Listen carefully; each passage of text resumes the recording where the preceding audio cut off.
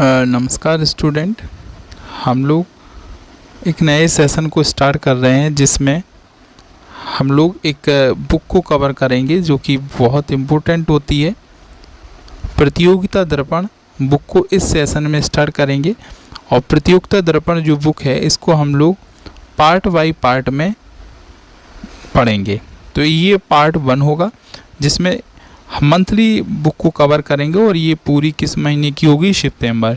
ये हर एक एग्ज़ाम में इम्पोर्टेंट होती है, ख़ासतौर से सिविल सर्विस और जो भी स्टेट एग्ज़ाम होते हैं उनके लिए बेहद इम्पोर्टेंट होती है। तो इसको कवर करेंगे। साथ ही हम लोग और भी बुक होती हैं जैसे सक्सेस मिरर, सामान्य, उनको अलग टाइम पे कवर करेंगे। तो कुल मिला के कवर करना है जितनी बुकें चलती हैं। तो कवर करते हैं और स्टार्ट करते हैं कि इस बुक के अंदर सितंबर माह में क्या क्या चीज़ें बताई गई हैं। तो ये पार्ट 1 है। देखें इसके जो अंदर जो पृष्ठ है इसमें ये सब रूपरेखा बताई गई है, क्या क्या इसके अंदर चीज़ें पढ़नी हैं हम लोगों को। तो यहाँ पर ये सब चीज़ें बताई गई हैं। साथ ही इसमें हम लोग प्रश्न पत्र भी कवर करेंगे, जैसे कि यहाँ पर प्रश्न पत्र बताया जा रहा है।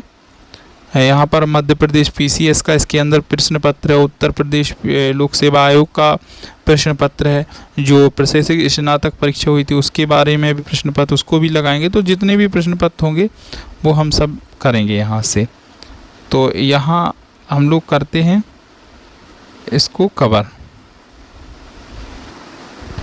तो इसके बारे में देखते हैं, यहाँ पर बातें बताई जा रही हैं। तो इसमें एक संपादकी दी जाती है जो कि स्टार्टिंग में होती है, इसमें इसको पढ़ सकते हैं। इसमें विचार प्रस्तुत की संपादक जो होता है वो अपने विचार रखता है और कई अच्छी नॉलेजेबल बातों को समझाते हैं। और इस जगह पर एक थॉट दिया जाता है जिसमें जवाहरलाल नेहरू जी का एक थॉट है, freedom is not a mayor matter of political decision और न्यू कॉन्स्टिट्यूशन। तो इसमें बताई गई है आज़ादी से संबंधित क्या चीज़ की हमें आज़ादी है और किस चीज़ में हमें स्वतंत्रता कभी महसूस नहीं हो सकती है। तो इस बुक को कवर करते हैं। इस बुक के अंदर और भी चीज़ें बताएंगे कि कौन सा एग्ज़ाम कब होना है, अक्टूबर में कौन से एग्ज़ाम आने वाले हैं, कमिंग में नवंबर में कौन से हैं और दिसंबर में कौन से हैं। तो ये सब चीज़ें आप पढ़ सकते हैं, इनका स्क्रीनशॉट लेके कि कौन सी बुक कब है। तो इसके अंदर स्टार्ट करते हैं, जिसमें स्टार्टिंग से यहाँ से पढ़ना हमारे लिए इम्पोर्टेंट हो जाता है। इसमें सबसे पहले क्या है, राष्ट्रीय घटनाक्रम है, जिसमें राष्ट्रपति जो बनी है यहीं से इस किताब में समझाया गया है कि ये किस तरीके से जो देश की नई राष्ट्रपति बनी है उनके बारे में बताइए, ये कौन सा नंबर है, कितने मतों से जीती हैं, कब इनका चुनाव हुआ था और ये कहाँ से हैं, बिलोंग करती हैं, इनके माता पिता, हर एक चीज़ का नाम बताया गया है। इसमें पूरी इनके बारे में बताई गई है, को इनके विरोध में कौन खड़े थे, उनको कितना मत मिला, ये सब बातें बताई गई हैं। इसके बाद हम लोगों को यहाँ पर पढ़ना है राज्यसभा हेतु 4 नए सदस्यों का।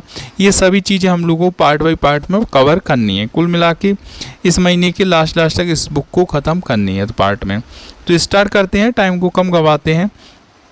तो यहाँ पर शुरुआत में यही बात बताई गई है कि जो देश की जो द्रौपदी मुर्मू जी हैं, जो वो देश की नई राष्ट्रपति बनी हैं और सर्वोच्च संवैधानिक पद पर आसीन होने वाली ये दूसरी महिला बनी है। तो पहली कौन बनी थी, तो इनके बारे में नीचे ये यहाँ पर सूची सबकी दी गई है।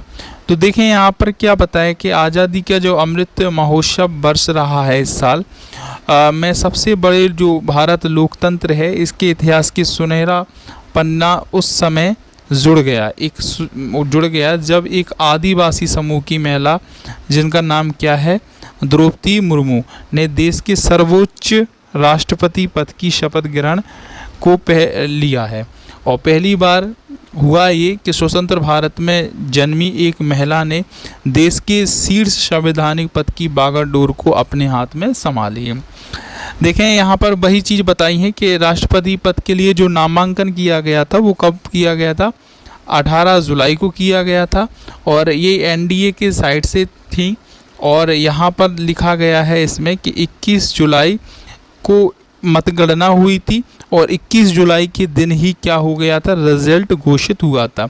यहाँ पर बीच में बात ये बताई गई है कि इनके जो विपक्ष था वो कौन खड़े थे इनके विपक्ष में, तो श्री यशवंत सिन्हा जी खड़े थे और इनसे ये भारी बहुमत से जीती थी, यानी कि इनको हराकर भारी बहुमत से ये जीती हैं। अब राष्ट्रपति का जो चुनाव होता है वो कैसे होता है आपको पता है कि इसमें जो भी सांसद वगैरह होते हैं उनके मतों की वैल्यू को आकलन किया जाता है, तो लाखों में पहुंच जाती है। हालांकि सांसदों की संख्या लाखों में नहीं होती, लेकिन उनके मतों की वैल्यू लाखों में होती है। तो इस वजह से ये भारी मतों से जीती और इस प्रकार से ये 16वां चुनाव था। राष्ट्रपति का कौन सा चुनाव था? 16वां। और ये कौन से नंबर की राष्ट्रपति बनी है? 15वें नंबर। अब आप सोच रहे होंगे कि 16वां नंबर का चुनाव था और ये कौन से नंबर की बनी है? 15वें नंबर की। तो ये इस वजह से क्योंकि डॉक्टर राजेंद्र प्रसाद जो थे वो लगातार 2 बार राष्ट्रपति बने, तो इस वजह से ये कौन से नंबर पे आ रही हैं? 15वें नंबर पे। ठीक है, तो इस बात को कवर हो गई यहाँ पर कि क्या हुआ था, कौन विपक्ष में था, कब चुनाव हुआ था और कौन से नंबर का चुनाव था। यहाँ पर देखो, यहाँ पर लेते हैं पहले। देखें यहाँ पर इन्होंने यही बात बताई है कि तथापि राष्ट्रपति पद को सुशोभित करने वाली यह 15वीं व्यक्ति हैं। और यहाँ पर वही चीज़ बताई है कि देश के पहले राष्ट्रपति कौन से थे? डॉक्टर राजेंद्र प्रसाद थे और वो लगातार 2 बार इस पद पे निर्वाचित हुए, यानी कि बने। इसके बाद फिर ये श्रीमती जो मुर्मू ने सांसद के केंद्रीय कक्ष में नए राष्ट्रपति की जो शपथ ग्रहण है वो कब हुआ था? 25 जुलाई के दिन इन्होंने शपथ ली थी, 25 जुलाई 2022 को।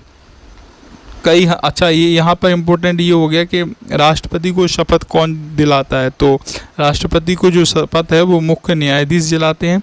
और प्रेजेंट में कौन से मुख्य न्यायाधीश थे? तो NV रमणा ने उनको शपथ दिलाई थी।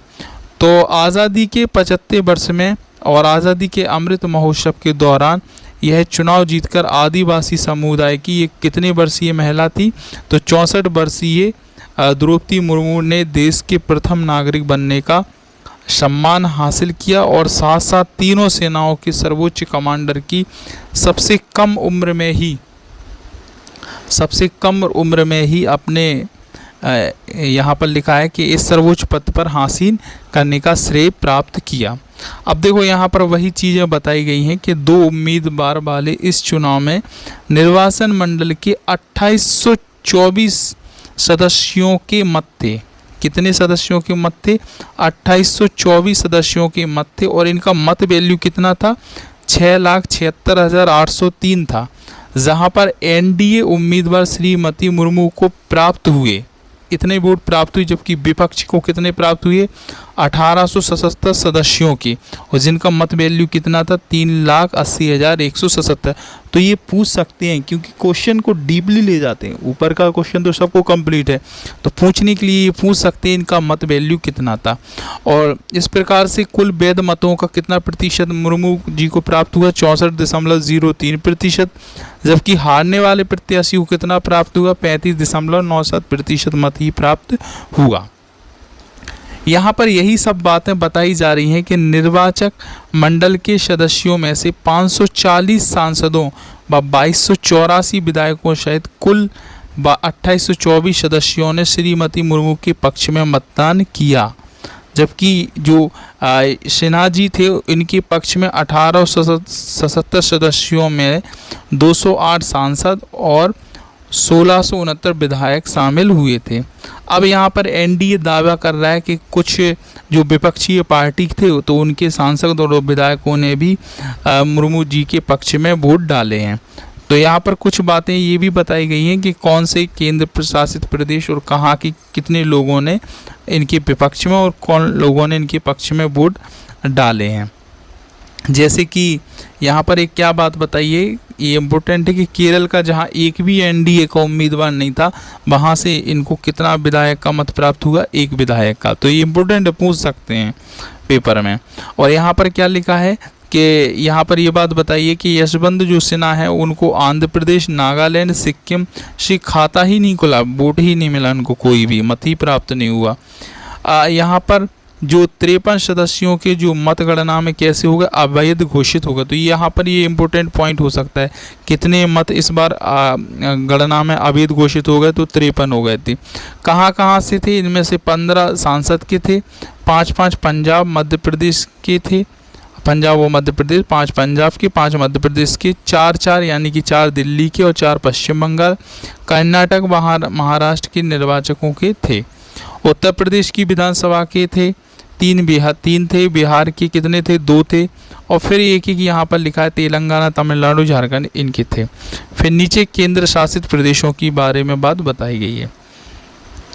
यहाँ पर द्रौपदी मुर्मू जी के बारे में कुछ जीवन परिचय बताया कि ये कौन सी भी राष्ट्रपति हैं, 15वें नंबर की हैं, हालांकि 16वें नंबर का ये चुनाव था। यहाँ पर क्या बातें बताई गई हैं, यहाँ पर बताया गया है कि इनका जो जन्म है वो कब हुआ था, 20 जून 1958 में हुआ था, एक आदिवासी परिवार में हुआ था। और ये कहाँ पर जन्म हुआ था, उड़ीसा के मयूरभंज जिले के गांव में हुआ था इनका जन्म। इनके जो पिता थे और दादा वो गांव के क्या थे, प्रधान थे। इनके पिता का नाम क्या था, बिरंची नारायण दास टुंडे था, और इनके दादाजी थे वो प्रधान रहे थे। तो बचपन से ही राजनीतिक उसमें थे ये लोग। फिर इनकी शिक्षा के बारे में बताया गया है और थोड़ी सी इनकी और भी चीज़ें बताई गई हैं।